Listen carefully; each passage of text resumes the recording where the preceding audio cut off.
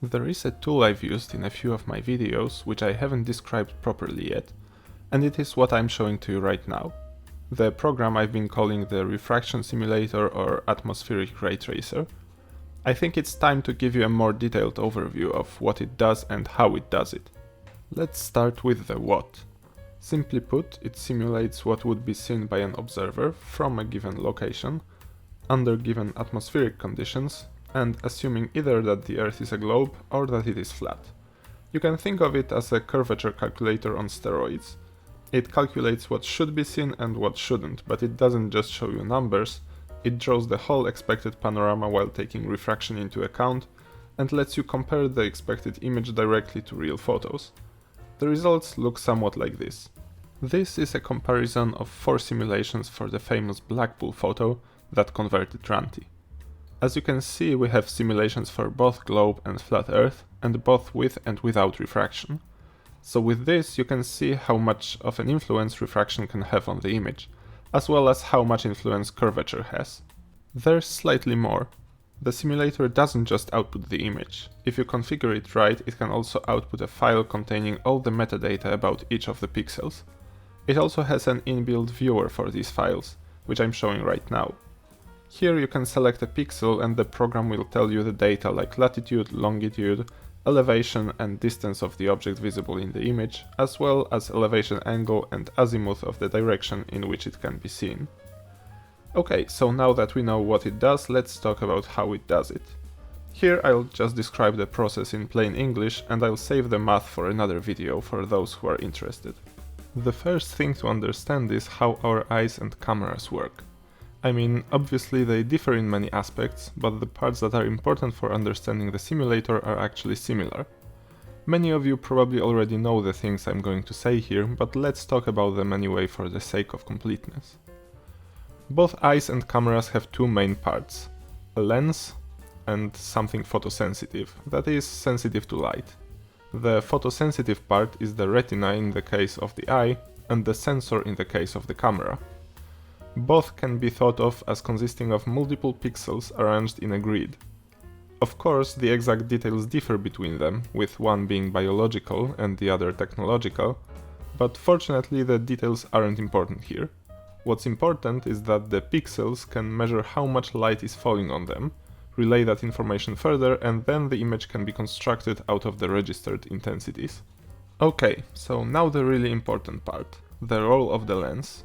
What the lens does is it collects light coming into the eye or camera from a specific direction onto a single pixel on the retina or sensor. So basically every pixel in the final image registers the light coming to the eye or camera from some direction. As a side note, this correspondence between pixels and directions is what gives rise to perspective. Pixels close to each other correspond to directions at small angles to each other.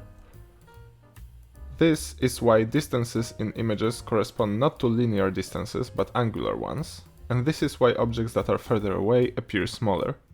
So, for the flat earthers watching that will be wondering if the simulator takes perspective into account, yes, it does, because it maps pixels to directions.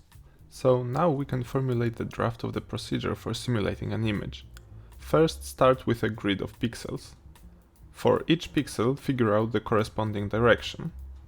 Check what is visible from the camera's location in that direction and color the pixel accordingly. When this is done, the image is ready.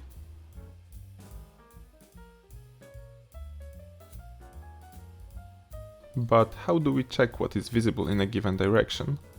Without refraction it would be simple, we'd just start from the position of the camera and trace a straight line in that direction.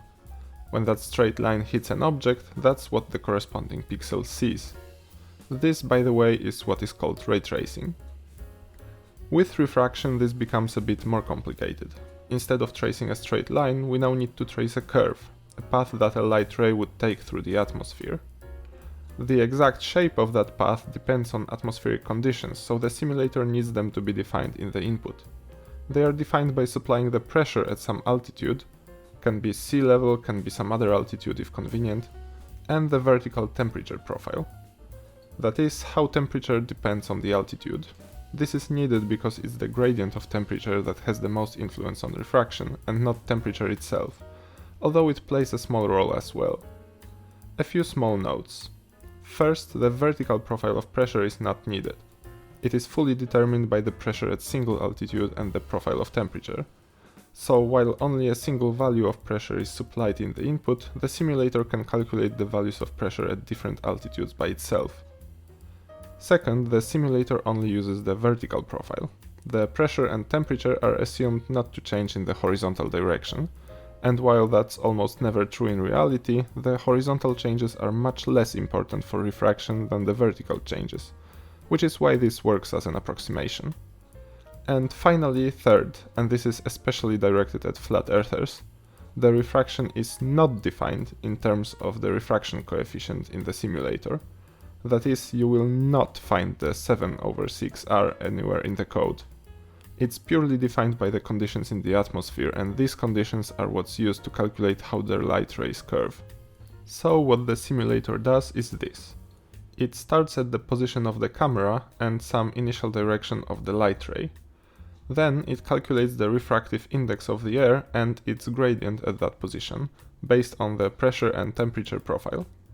Note here, the refractive index is not to be confused with the coefficient of refraction. The coefficient of refraction is used to approximate the path of light rays using arcs with constant curvature. Refractive index is what appears, for example, in Snell's law. It is the ratio of the speed of light in vacuum to the speed of light in the medium. Those are completely different things, but they are sometimes confused because of similar names. Anyway, back to the procedure. Once the simulator knows the refractive index and its gradient, it can perform a step. It calculates the new position and direction of the ray of light after it moves by some small distance. This is done by solving an equation derived from something called Fermat's principle. To be perfectly accurate, this step should be infinitely small, but that's impossible. So instead, some small value can be used.